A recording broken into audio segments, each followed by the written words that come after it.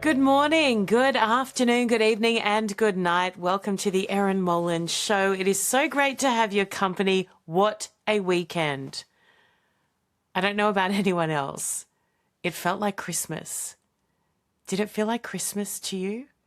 I get very excited when good things happen, particularly when there aren't deaths of innocent people in the pursuit of pulling off those good things.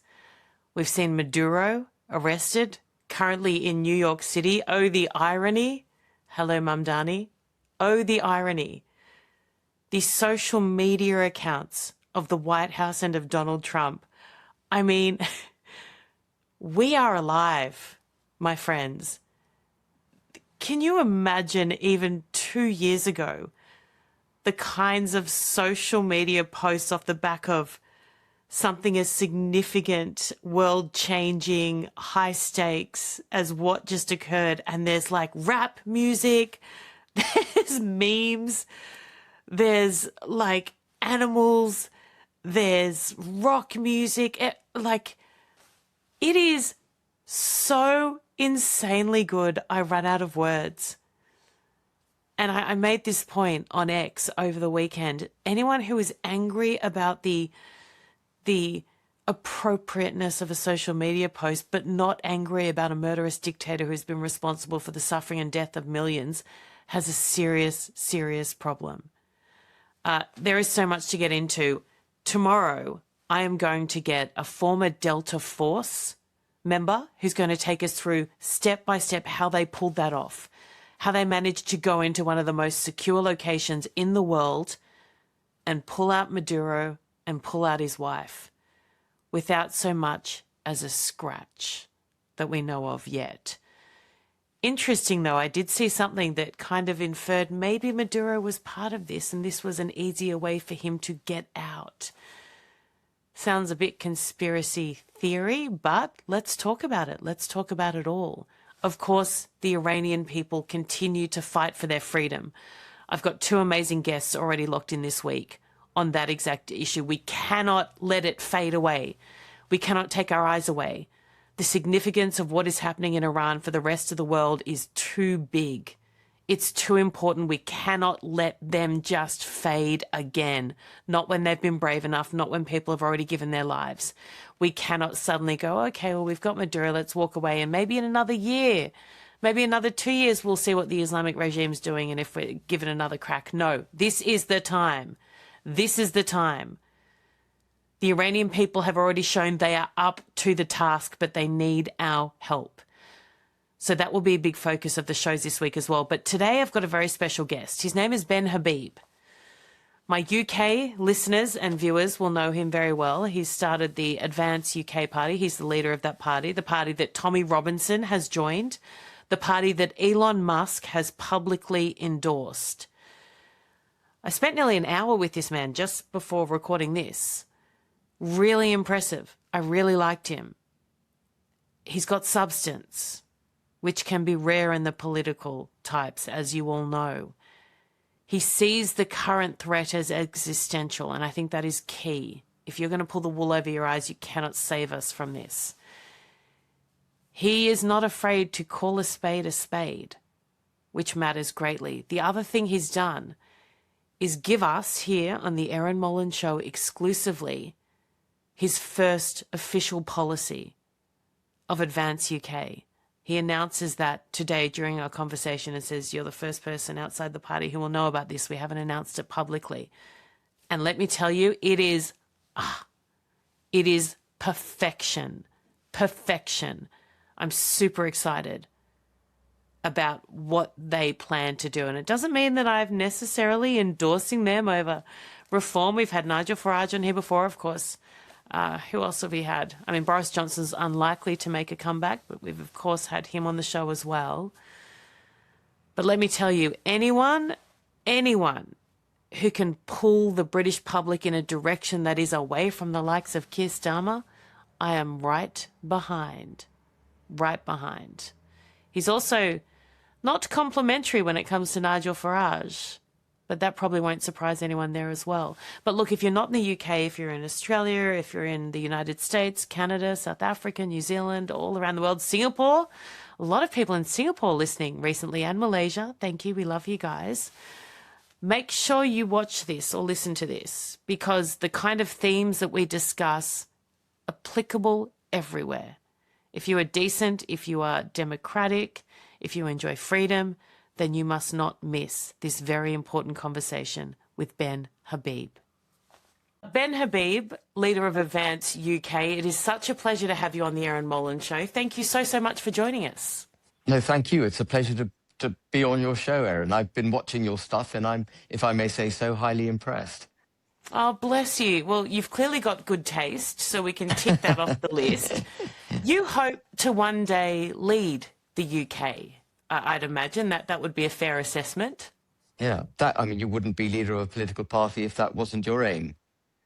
Why? Well, I would say I'm a reluctant would-be leader of the United Kingdom. I'm reluctantly in politics.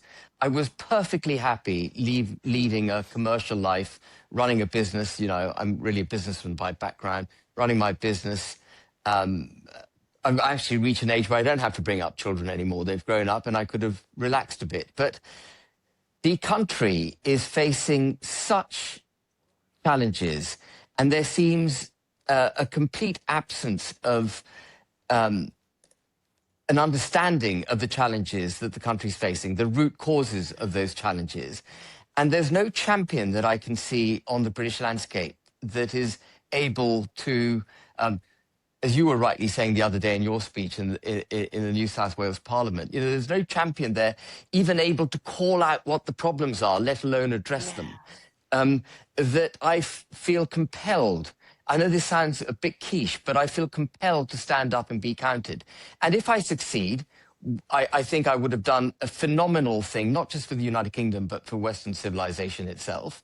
And success, by the way, doesn't come from just having become Prime Minister. Success can come from having pivoted the debate and having set the direction of travel so that others who follow can do it. But if I can succeed, fantastic. What a terrific contribution I would have made in my life. And that would be, you know, a wonderful thing to go to my deathbed with. But if I fail, at least I tried. And I know that I tried. But if I go to my deathbed thinking I knew the challenges the country faced, I knew there wasn't anyone out there able to do what was required, and actually I went to the beach and had a pina colada, I don't think I'd shuffle off my mortal coil very happily.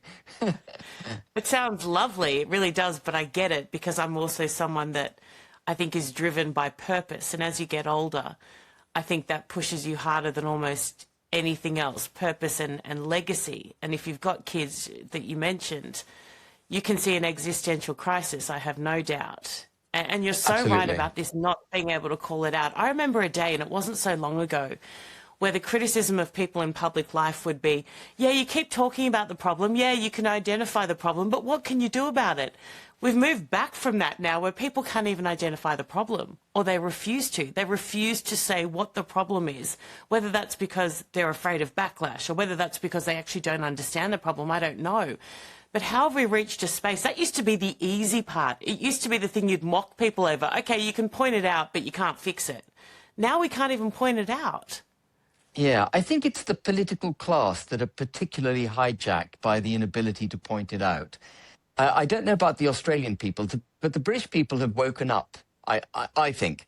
You know, their first, the first evidence that the British people recognise the threats that the country faces was in 2016, when we voted to leave the European Union. That was an absolute kickback, not just against the EU, but a kickback against this global order. This idea that you can't be a nation state, that proud nation states are a problem, that borders need to be taken down, that mass migration, multiculturalism, these are all great things because they bring global prosperity and peace, when quite the opposite is true. And the British people woke up to it. But the British political establishment has refused to give effect to the wishes of the British people. They keep promising to do it, and they keep doing the opposite. And so the split between those that elect our representatives and those that are meant to be representing us is so large now, Erin. I don't know when it was you were last in London, but the split is so large that Parliament itself now needs a 9-foot metal fence to protect it. That was never the case in the UK. But if ever there was an optical evidence, if ever there was optical evidence of the split between the people and those that govern it, it's this 9-foot tall metal fence surrounding our Parliament.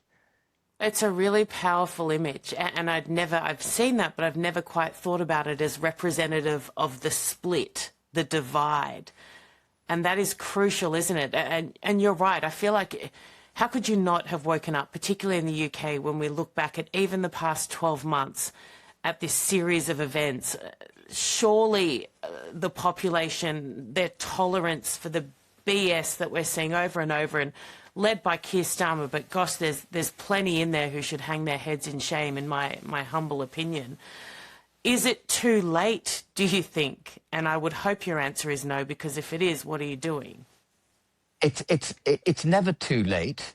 I think if, you know, on the 3rd of September 1939, one might have argued that it would have been stupid to declare war on Germany. But, you know, with the United Kingdom unarmed as it was and not ready for war. And again, people might have said it was stupid to exit from Dunkirk and still think we could put up a fight. As bleak as things might sound, might seem, we've got to put up the fight. And I don't think it's too late. I'm in the process, my party is in the process of putting together policies to see off this existential threat that the UK faces. And actually, you know, in a dozen policies at most, if we could enact them, a dozen policies at most, we would effectively change direction 180 degrees and set the country on the right path. It's not, people seem to make it out to be far more complex. And when I say that, I'm not saying that it would be easy, but I think it's much more simple. You've just got to have, and I use the word courage, but I don't think it should require courage to do what is right for the country that has put you into the most powerful position it holds. I think that is your duty, but it does require courage in some leaders who have less, you know, backbone, essentially. What would fix it then? Then tell me, what are these simple things, and it might take time, I understand that could, well, not fix it, you change the trajectory, at least push you in the right direction? Yeah, so the biggest damaging influence to nation states and our preparedness to protect our people and put our countries first is this notion that we must cooperate on the global stage to the point where our nation state ceases to exist. And that is something that has infected the EU dramatically, but has infected all of Western civilization, in which I include Australia and New Zealand. You know, you're gripped by the same mindset that we've really proud nations, nations that believe in their history, take their lead from their history, understand their heritage, celebrate their national heroes. Proud nations like that are a problem, according to this received form of extreme globalist ideology. And we've got to reject that. And bizarrely, I'm going to let you into a little secret, which other people in the UK don't know yet. You're the first person outside the party to know this. The first policy we're going to do is a policy on culture. Now, that might sound daft to you. You might think, or people listening to the show might think, you know, why are you focusing on cultures? Like, there's so much else going on. The economy's in trouble, sovereignty's in trouble, defense is in the dog basket. But if you don't understand your culture, if you haven't got a grip of what it is you are as a people, what you stand for, where you came from, how you are, and what your value system is. If you haven't got that sorted out, which is what is being so undermined by this globalist order, if you haven't got that sorted out, there's no way back. And so the first thing we're going to do is have a policy on culture. And then the second thing we're going to have a policy on, which follows, you know, seamlessly, is immigration. Lots of people have woken up to the problems of immigration. No one's prepared to actually do what's necessary to reverse it. But I think if we have the overarching protection of a cultural policy, then everything else will flow naturally from that policy. Does that make sense? It's brilliant. And I think it's at the core of almost everything that I try and do on this show, and the basis of which I fight is to preserve the culture. And I had a dad who was in the army, who fought in Iraq, who would have given his life for this country. There have been countless men and women who have given their lives for this country. And I remember when my dad was in Iraq, and he was there for a year, and General Petraeus had put him into the chief of staff position. So he ran the war in Iraq for the Americans and alliance forces for a year, first Australian general to ever lead and command a US war. And we would say to him when he came home, we don't understand, Dad, why you have to follow the rules of war, and, you know, your enemy, ISIS, Al-Qaeda, the terrorists, don't have to. Like, it's not fair. And I was a teenager at this time, and we would have these robust discussions because it was a big topic on the news, and a lot of, you know, newspaper articles were written about how they fought versus how we fought. And Dad would always say, and I didn't quite understand it at the time, but I do now, if we lower ourselves to their standards and fight the way they fight, then what the hell am I trying to protect? What are we trying to protect back home? You know, the second you lose what it is that makes you who you are and makes your country great is the second you just should give up and walk away. And it, again, at the time, it didn't make a lot of sense. I kept thinking, but. Now, of course, I understand it so thoroughly well. And I look at our schools where we teach our kids to hate our country and that we're racist, and workplaces where, you know, you can't play the Australian anthem or wave the Australian flag because that has now been made to be racist. Like on Australia Day now, if you put on Instagram the Australian flag, you will be annihilated by people saying that you are racist and you're a right-wing nut job and all these it is complete insanity. You cannot protect and preserve or get a new generation to join you in that battle to protect and preserve a country they don't like, or they don't feel like they're a part of, or they don't believe in, or they think is evil. It's at the basis of everything. I have shivers. I feel like that is... It would be so easy to say immigration, defence, which all matters greatly, and believe you me, defence is my passion. But this has almost got to be the basis from which you launch. I think that's brilliant. Well, I think you're absolutely right. You know, and political parties make a huge mistake when they look at individual policy silos, as I call them, and try to address those policy silos without looking across to all the other impacts that particular policy might have. And you need a holistic, coherent approach, which needs an underpinning of political philosophy.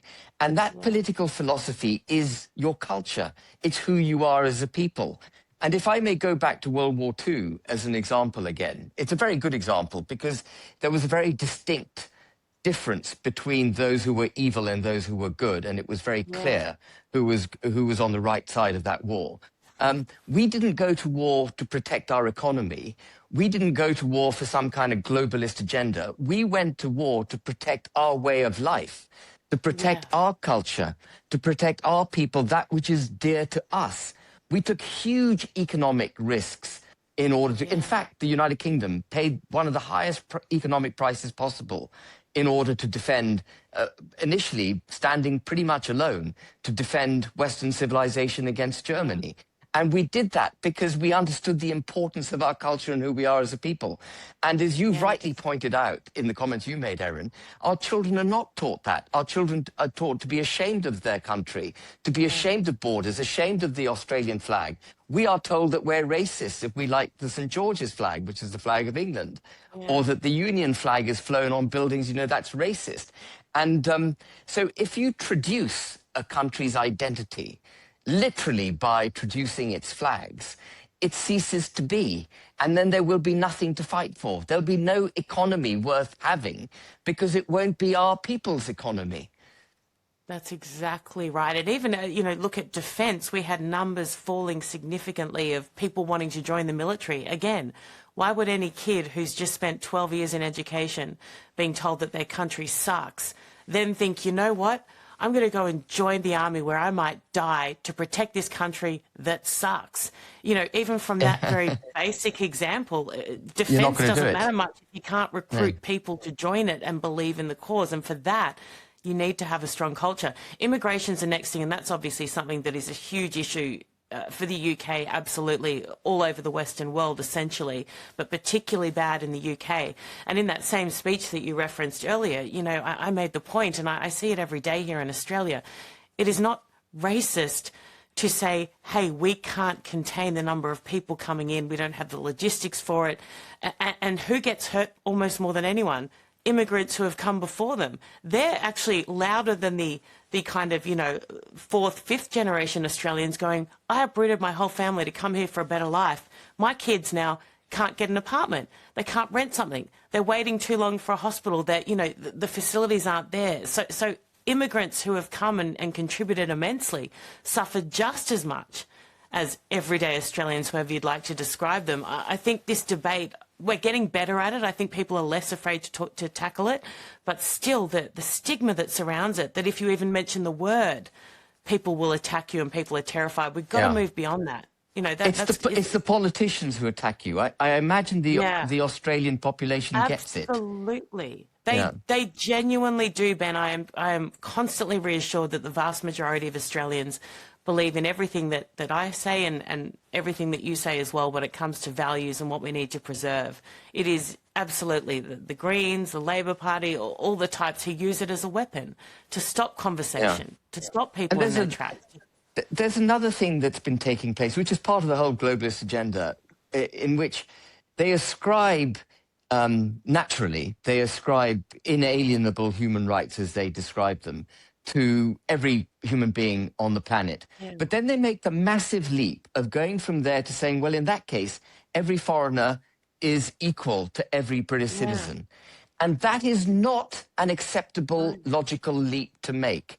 If you're a British citizen or an Australian citizen, in your country, you deserve first shake at the welfare state, first shake with housing and all the other benefits that go with being an Aussie or with being a British citizen. That is your privilege. That is what comes from being, you know, a citizen of the country.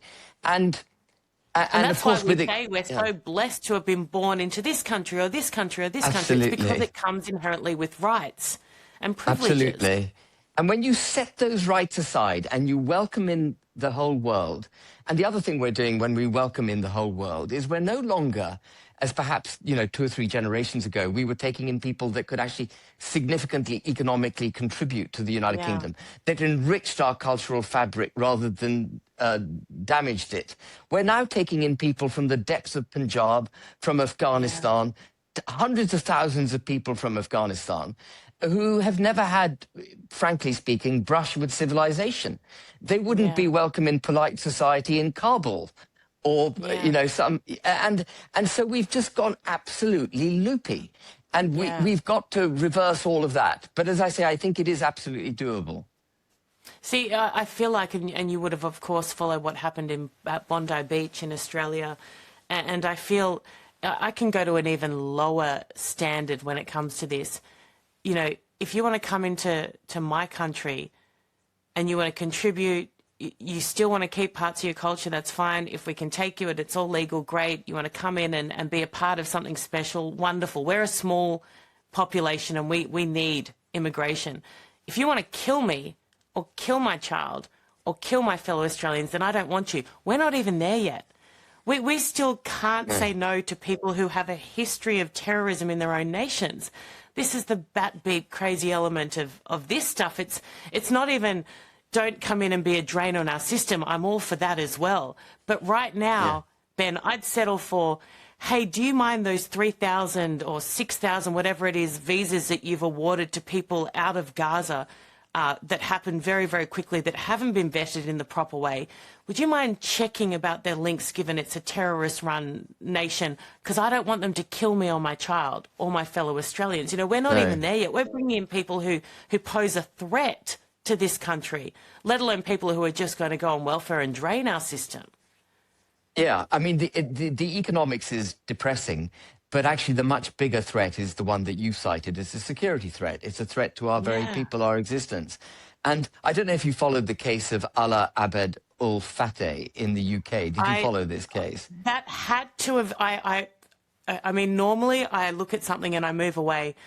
The deep diving I did off the back of Keir Starmer's tweet and the the places my mind went to, Ben, is in he couldn't have. No, he couldn't. No, not even. And I know. don't think particularly highly.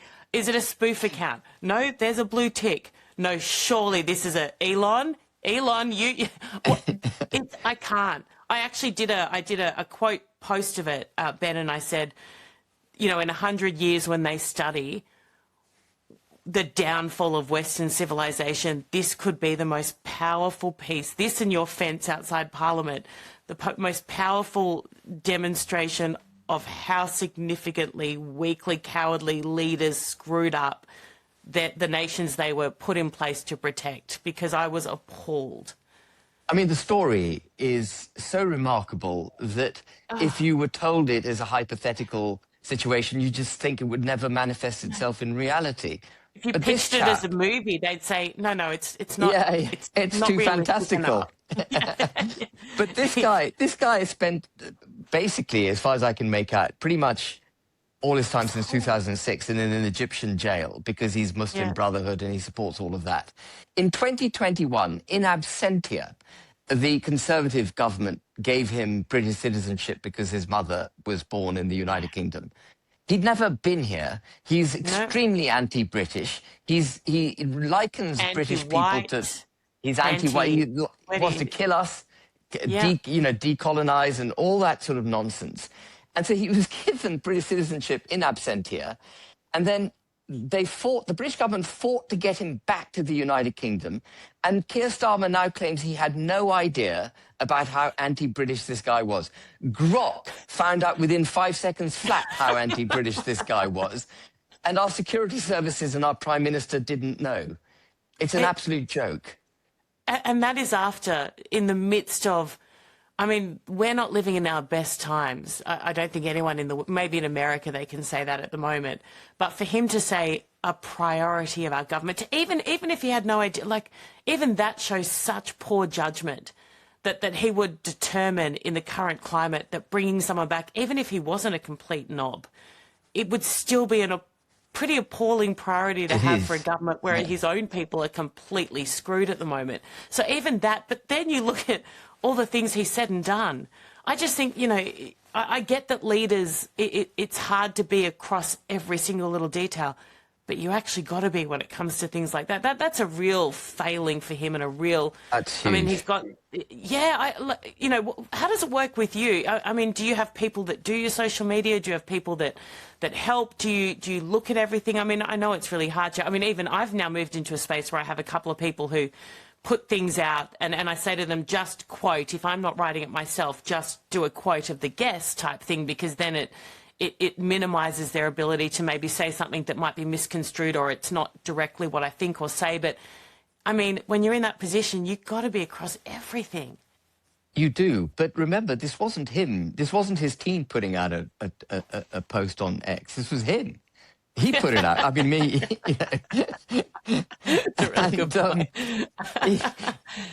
And then he tried to defend it. He tried to defend the indefensible. But, you know, we've had this before in the United Kingdom. I don't know if you recall, or if Australia is familiar with what happened in Southport in August, in July, was it July, August 2024, when 3 young children were killed by this guy called Axel Rudakabana. Now, Axel Rudakabana was a second-generation Rwandan whose father, people say, we don't know for sure, may have been implicated in the Rwandan genocide. That's some of the rumors that are going about. But anyway, when the killing took place of these, I think one of the children killed was Taylor 8. Swift concert. Taylor Swift concert.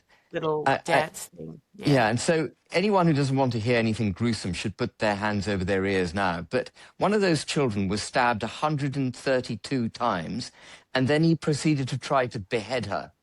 And she was, I think, 9 years old. This man was an absolute animal. And when the Prime Minister was asked about the killings, before we knew the identity of the individual, he described him as a Welshman. It was absolute deflection. He was trying to conjure up the image of a middle-aged white man out in his field with his sheep, to deflect away from the fact that this guy was second-generation Rwandan, who also was found with ricin and, you know, whole Al-Qaeda workbooks. This guy was a budding terrorist. And a bit like Bondi Beach. Immediately after the killings, Yeah. when white British folk, working class, got up and protested, he classified everyone as far right. An absolute absurdity. So there's a lot of deflection and misdirection being given by the government, by the politicians, in the pursuit of their multicultural, idealistic, incredibly mistaken, idealistic drive towards multiculturalism. They will just sow lies and deceit through their message in order to, hold absolutely at the expense of people.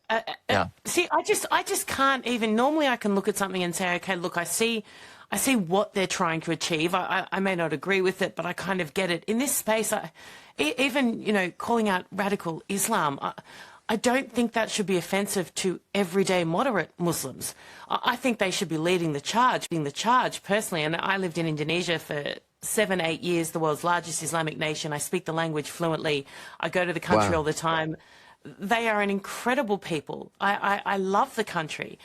I look now and I think any Muslim who is offended by us trying to eradicate the type of people who would do that or who would shoot people like animals at Bondi Beach, I just think it's more leftist woke politician class on their behalf being offended. They will say to me privately, we hate Islamic extremism more than you do. It hurts our people, moderate Muslims, more than it hurts anyone else. And I look at this, even after Bondi, we had our police commissioner say this is not about religion. When the Catholic Church went through its horrific, priests and the abuse of children, and we had a royal commission, and it was utterly abhorrent. I don't recall one Catholic person saying, this is awful, how dare you talk about our religion like this, how dare you put us all in one category. No. They said, get these bastards out. They are a stain on our religion. We want our religion to be clean of this. We love our religion. We love our God. We love what we stand for. We want them out. There was a charge led by so many Catholics to say we must expose them and get them out. I just don't know why on the other side of this we need to somehow be more conscious of the feelings of moderate Muslims than we do about the victims of radical Islamists. And I think if that's what we're trying to achieve, one over the other, then again, that's suicidal. Well, the fault, I'm afraid, squarely rests again with our political class and the ideology they follow. Yes. And they are repulsed by the notion that we're essentially Christian countries. They don't like it. They want to be multi-faith countries because it goes hand in hand with multiculturalism. And they see anyone who's promoting Christianity effectively as standing against multiculturalism. But of course, Christianity is our heritage. It is part of our constitutional makeup. At the moment, it still is just about part of the United Kingdom's constitutional makeup. But Starmer, for example, wishes to remove the bishopric from the Lords, from the House of Lords. And he wants to do that because then he can claim that actually we're not constitutionally a Christian country. He's removed them. And as you might have noticed, our own king, who's, head of the church, head of the state and head of the church, which symbolizes that coming together of state and Christianity, even though Christianity doesn't manifest itself through day-to-day governance. That constitutional relationship is already being broken by the king, who so often talks about diversity, so often talks about other faiths and so on. And so there's an attack on Christianity, and Christianity, being the religion that it is of turning the other cheek, not being muscular, being prepared to have a debate, being open-minded, is actually being abused by a more muscular, unrelenting fundamentalist faith. And we've got to now somehow balance that too. We've got to get behind our Christian heritage and our Christian constitution. And that requires us going on the front foot. I think one of the reasons, I'm digressing, but it's on the same point. One of the reasons I think people are so offended by the Union flag or St. George's flag is because they are overtly Christian flags. They represent the saints of, St. George, St. Andrews, St. Patrick, in the case of the Union flag, coming together. And people don't like that because it reminds them of of our Christian background. And we've got to get behind that. We've got to get behind it and say, look, you may be a Muslim, and we're not trying to tell you to change your religion. You're free to practice your religion. But right now you're in a Christian country. So you will understand that you will not seek to change that balance. We're Christian and we want to remain Christian. And that's such a... Dad was at the embassy twice in Jakarta for 2 postings, and I have such vivid memories of before we went and our first couple of months, and Mum and Dad were adamant, you know, this is a Muslim nation. Even as little girls, cover our shoulders, never just wear swimmers and run out to the pool. We'd wrap a towel around, not because that's what we do at home. In Australia, you barely wear clothes, but we were in a Muslim nation, and Mum and Dad wanted us to respect that. And even there's a hand that they don't use. There's a hand they use for the bathroom and another, you know. So we would practice at home which hand to use when people wanted to shake our hand. And this is how we showed respect to an incredible country. And Absolutely. it was during 1998 when the Suharto regime fell. And it didn't mean that at home we weren't celebrating Christmas or Easter, or that we would go to a local church, because they had local churches there as well. But it meant that we respected the culture of the country, that was good enough to take us in and treat us well. And now I feel like we don't have that anymore. I don't want anyone to let go of who they are. I think it's beautiful to have different cultures in places where we live, but don't try and force yours in and push mine out. You know, that's a really basic... I think it's, where's the respect gone? And half the reason so many people come to our country, maybe it's changing a little bit now, because there are malicious reasons in some people as well. They want to come and destroy. But most people come because it's better than where they left. Yeah, and then to try and make it into the image of where they left is frankly daft as brushes. It makes no sense. Yeah. You're particularly qualified in this space, Ben. Your father is a Pakistani Muslim, is that correct? Correct, yeah. And your mother was Christian? She is a white... So mum was born in Isleworth. Tell me a little bit about that, yeah. So mum was born in Isleworth to a father who fought in World War One. Her grandfather was a vicar. She's blonde, blue-eyed, and to look and feel and in every other respect is English. And by the way, I think of myself as English and British, not just British, but I think of myself as English, largely as a result of, you know, the way I was brought up by mum. But Dad, and Dad is Pakistani Muslim, born in Punjab. I would say he was never a really rigorous Muslim. He drank like a fish, and he forbade us to tell him that spare ribs were made of pork, because had we told him that, he wouldn't have been able to eat them. So we'd go to Chinese restaurants and he said, no, I insist this is beef, as he ate it. So he was, but you know, I was born in Karachi, and Pakistan is a Muslim country, as you know. But there was an enlightenment, I think, that Islam was going through from about 1920 through to 1980 is the rough period of enlightenment for Islam. And I was born into a post-imperial Pakistan, which still had the tailwinds of the British Empire going through it. My peer group, my children with whom I went to school, and their parents were all very proud of the British heritage that we had in Pakistan, being a member of the Commonwealth, etc. My mum, as I say, was Christian, so we went to church at Easter and Christmas. We were not, you know, sort of go to church every Sunday kind of people. It was a very relaxed form of Christianity. But that I was brought up with that dual sort of culture, as it were, with Islam not being muscular in those days and Christianity being quite relaxed. And so I wasn't pushed one way or the other. And then I came to England for boarding school, actually as Islam began to break down from being the enlightened period that it had to a more fundamentalist. I don't know if you're aware of this, if you've ever heard Ayan Hirsi Ali speak. She's very good on the subject. No. But she will explain that during the 80s, Saudi effectively exported fundamentalist Islam across the Middle East. And it's that form of Islam that is so, which, by the way, I think Islam has a tendency to become.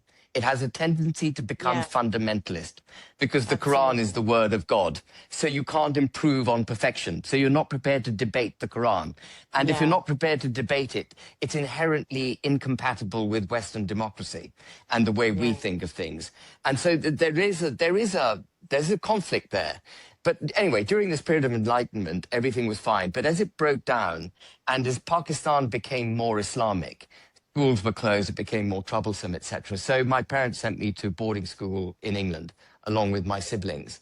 And then I went to boarding school, went to Cambridge, met a lovely young English girl, actually who I met at school, but then we lost touch and we got married. And in order to get married, I was baptized in 1994. So I'm a very, very light touch Christian, but I fully understand the huge contribution made by Christianity to the history of the United Kingdom and the guidance that Christianity gave this country. You know, one of the examples I use, forgive me, is this all right if I just talk, if I freewheel a bit? Yeah. So one of the examples I use of how wonderful Christianity, two amazing examples, is that, you know, with the abolition of the slave trade, which was effectively done by the United Kingdom at the zenith of its power, no empire in history has ever abolished slavery when it's been at the height of its power. Yeah. And the reason it did it was not because there was some kind of newfound liberalism in the UK.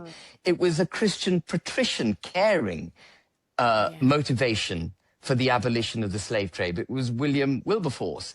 And we mustn't forget that one of the biggest and most determined steps towards what we would regard as a civilized society was made by the United Kingdom through its Christian roots at the height of its power. And then the other example, which is wonderful in a sense, because it's William Wilberforce's son, Samuel Wilberforce, who had a debate with Thomas Huxley in the Natural History Museum in Oxford, debating the theory of evolution. Huxley was representing Darwin. And so, of course, you have the religionist, who is Wilberforce, against Huxley, who is turning religion on its head by claiming that we're descended from apes. And they conducted this debate in good spirits. There were jokes made, and then they went out for dinner afterwards. Now, can you imagine a fundamentalist believer in Islam having an open-hearted, cheerful debate over the fundamental nature of Islam and being able to, you know, you can't imagine it. And this was in 1860, you know, and so we mustn't lose sight of what made us what we are. That's really powerful. I really enjoyed those. Thank you. I want to now ask you, I'm going to throw some names at you, and I want you to just give me reaction to those names. Tommy Robinson. Yeah. Working class hero, calls it out the way he sees it, not nuanced, punches exactly where he thinks he needs to punch. More often than not, irritates the establishment because of his accent, the way he expresses himself. But he was calling things right miles ahead of the establishment. And I think he has a democratic mandate in the UK like no other politician, frankly. I had the pleasure of speaking at the United Kingdom rally on the 13th of September last year. And there were, I mean, who knows, people debate it, but there were hundreds of thousands of people there, and there were millions of people listening online. There isn't a single political leader who could command that a turnout from the British population. So he's a brave campaigner, working class campaigner for, you know, against the rape gangs, but also for what this country is. And I think he's been given a very unfair shake of the dice by the establishment. I say, and particularly I think he went to Israel recently, and there was, you know, blowback over that. And I say to people, relax the purity test. None of us are perfect. I think he's an extraordinary human being. And he's miles from perfect, and I think he would say that himself. You know, he has done stuff, you know, but he's working lad. Who isn't? And the working class lad from Luton, you're going to do stuff, you know. Elon Musk. Elon Musk So I've had the great pleasure of having some interaction with Elon, and which perhaps you have as well. And what I found when I had this interaction with him was that he was completely aligned with certainly my way of thinking. He understood the huge threat that Western civilization faces. And from my perspective, what was really encouraging was that he particularly cared about the United Kingdom. I think many people do, because it's like the bastion of goodness, of political sensibility, the mother of modern democracy. If the UK falls, where is Western civilization? And I think he got all of that.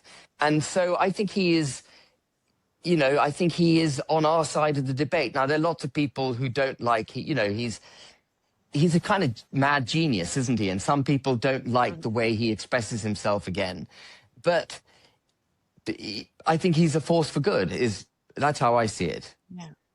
I think we've moved into, I was looking at the White House social media off the back of Maduro, and I mean, I think we've moved so far beyond now. If someone's not word perfect, or if they say something that's politically incorrect, they're banished or they're cancelled, or, you know, I think we just, I hope that's the case, because I could not care less anymore. I have no fear regarding any of it. I think, you know, what do you think of Elon? Can I ask, Erin? What's your absolutely view? No, I think he's phenomenal. I think I think he cares deeply.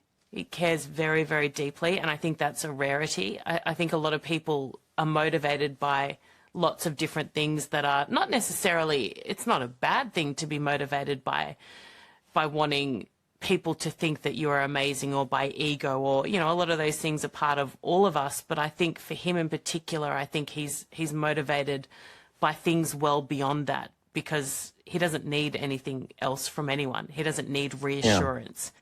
He doesn't need money. He doesn't need power. No. He doesn't need fame. I think he cares deeply. And I think, you know, he will go down as you look back on people who have single-handedly changed not just the trajectory of the world, but the world.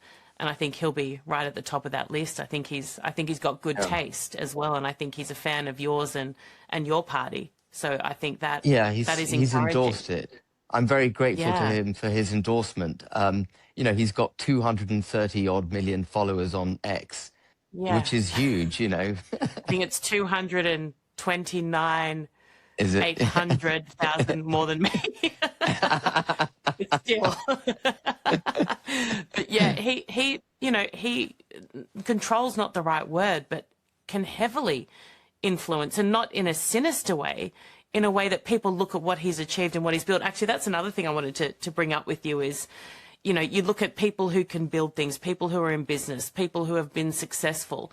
And Donald Trump's one of the greatest examples of that. You look at the Prime Minister in New Zealand as well, came from a business background. I think that's such a plus and a bonus, rather than these career politicians who have really not done anything outside of politics. Do you think that's an advantage for you, that you have run businesses? Because I look at the world leaders at the moment who have done so, and they seem to be doing a hell of a lot better than those who haven't. I mean, I've run a small business pretty much ever since I was 29. I've been running my own show since then. And I nowhere near as successful, not even 1% as successful as Elon Musk. But Ben, I would be hard-pressed finding any guest who said, yes, and I'm on the level of Elon when it comes to success. So I think you're okay. But, you know, I've made a living for myself, and it hasn't been bad. But what it teaches you is, it teaches you a few things, particularly running a small business, is the ability to cope with adversity and to step around, find solutions for adversity. And the other difference is, as a businessman, as running your own thing, you have to be a problem solver and a builder. It's not good enough, like so many politicians, just to get on a soapbox and say all sorts of negative things. You have to go the next step and have the solution. And what I find quite depressing about some people on our side of the debate, Erin, who should be allies, is they're great at getting on and saying this is wrong and that's wrong and that's wrong. Yeah. And they point at all the symptoms. They never really make an attempt to get to the root causes, and they don't even bother with a solution. No. I think you're spot on. And that's an issue. Yeah. And you can't do that in business, particularly small business, can you? Because you fold. It's not a fold. luxury to just put your No, head in the sand and to, whereas government will just continue to operate even if you don't fix problems. Not absolutely. well, but it will continue. Yeah. You're so right. What about Donald Trump? Donald Trump, the way he expressed, so all the three people you've asked me about express themselves in very particular ways. Yeah. Tommy Robinson, Elon Musk, and Donald Trump. All of them are basically heading in the direction that we would wish Western civilization to go, calling out the problems that we see. Donald Trump may have a particular way of expressing himself that doesn't sit comfortably with the intellectual elites. But everything he does, from what I can see, is pushing us in the right direction, including taking Maduro out the other day. Absolutely the right thing to do. I couldn't believe it when some people on our side of the debate that, oh, he's broken international law. Have they not understood that international law is the thing that is hampering our countries?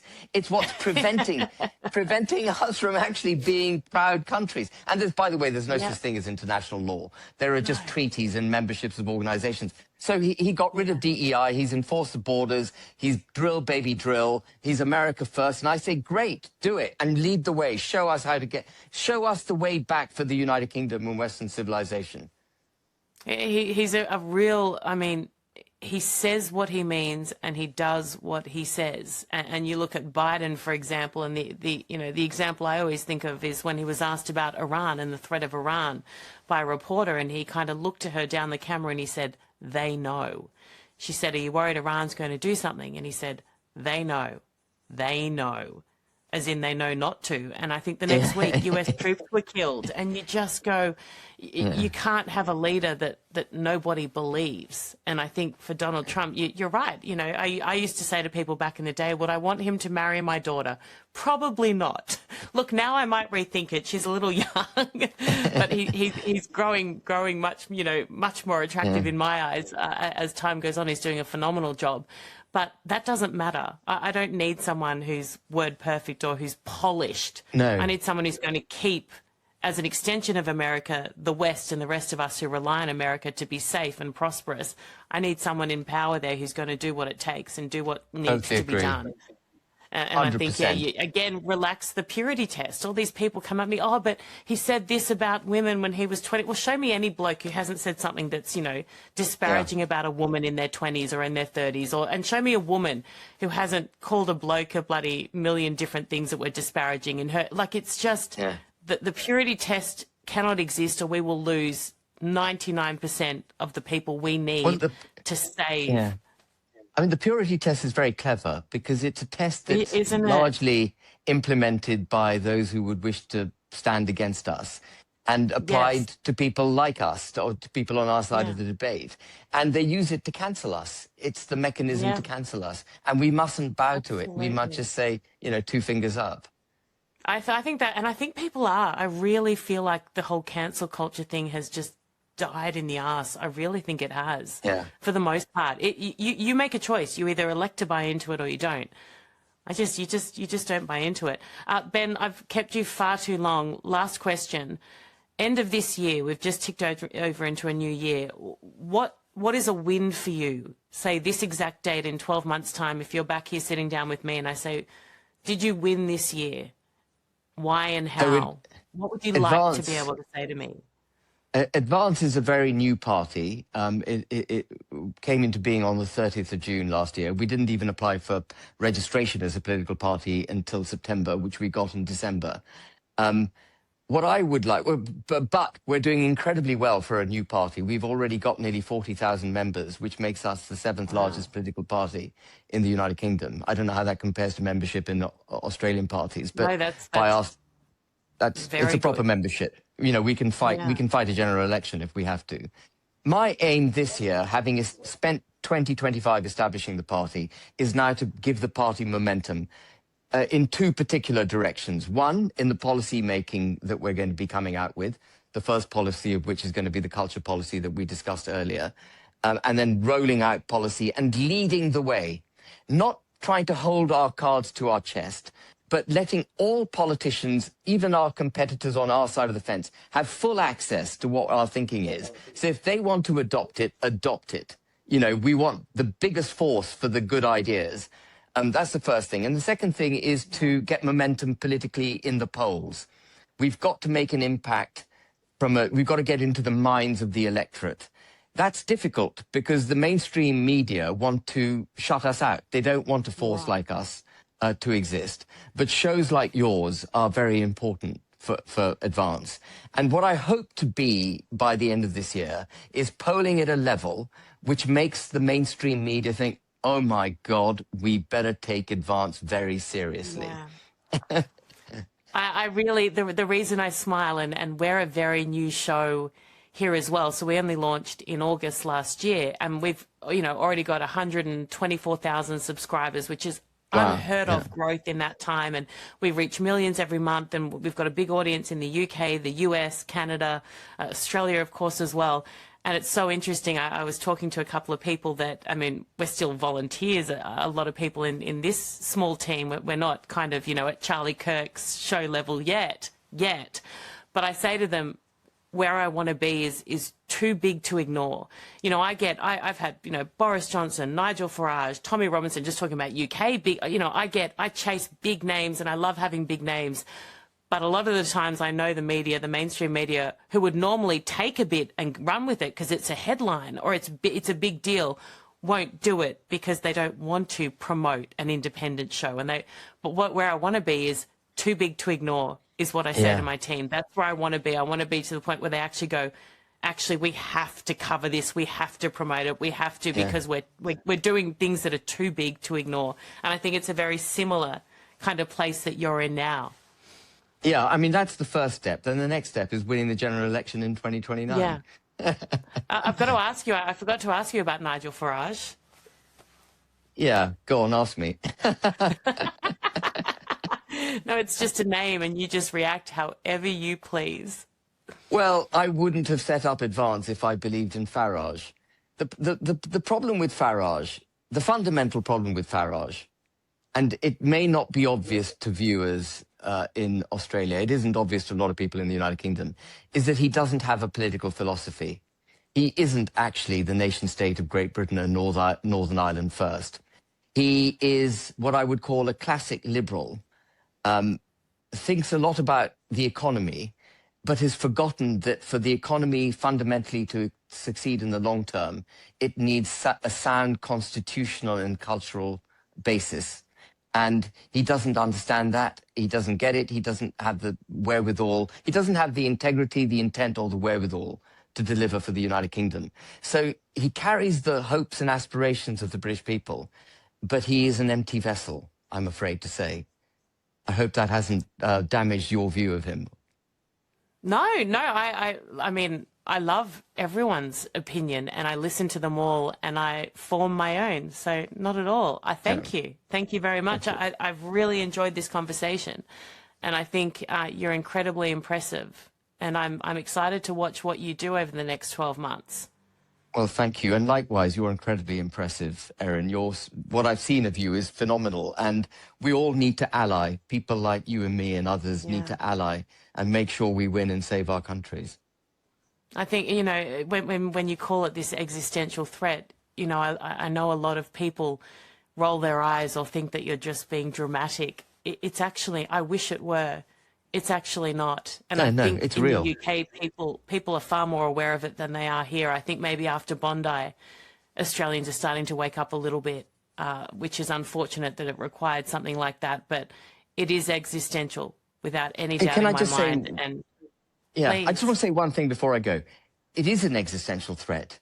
And that is not hyperbole. That is a fact. No. That doesn't, however, mean that in order to put things right, we need to be extreme in the policies we adopt. We have to be radical.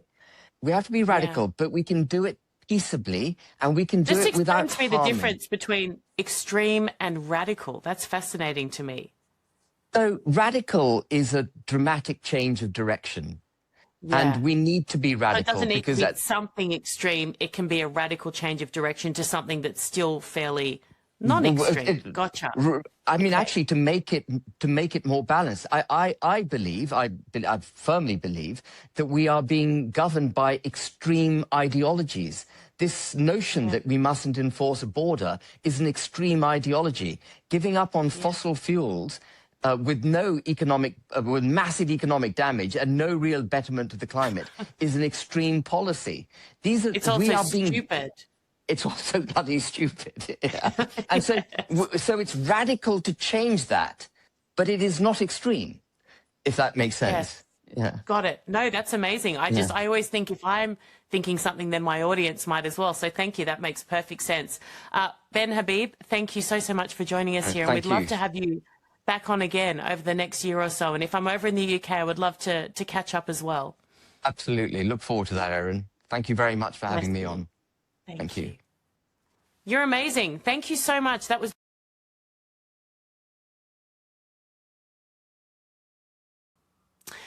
Well, there you go. Thank you so much for staying with us. I know it was a long one, but I could have talked to him for another hour. Really fascinating fellow. I'd love to hear your thoughts. Please let me know what you think. Leave your comments as always. And again, let me remind you that in tomorrow's episode, we're going to go hard. We're going to look at China, the impact on China of what's happened in Venezuela. We're going to get someone to take us through exactly how they pulled off this miracle mission. How? It's almost impossible to fathom. But this is what these people do, these men and women who join these incredibly elite teams, go in and do the unthinkable. So stay with us all week. There'll be so much more coming. I've locked in a few amazing interviews. Sid Rosenberg as well. One of America's top, if not the top, radio talk show host. Donald Trump actually sent him a text a couple of days ago saying he's the best at what he does, bar none. Trump also had him at the White House, introduced him in the most flattering of ways. Cannot wait to talk to him, particularly about Mamdani. So it's a big week. Love you all. Thank you so much for joining us here. If you do enjoy what we do here, like, share, rate, rank, all the things that they tell you to do in this space. However you do it, we love you for it. If you don't do anything, if you just listen or watch and think, stuff it, I'm not going to share this, I want to keep this for myself, then we do still love you. But we prefer if you share. We'll see you tomorrow.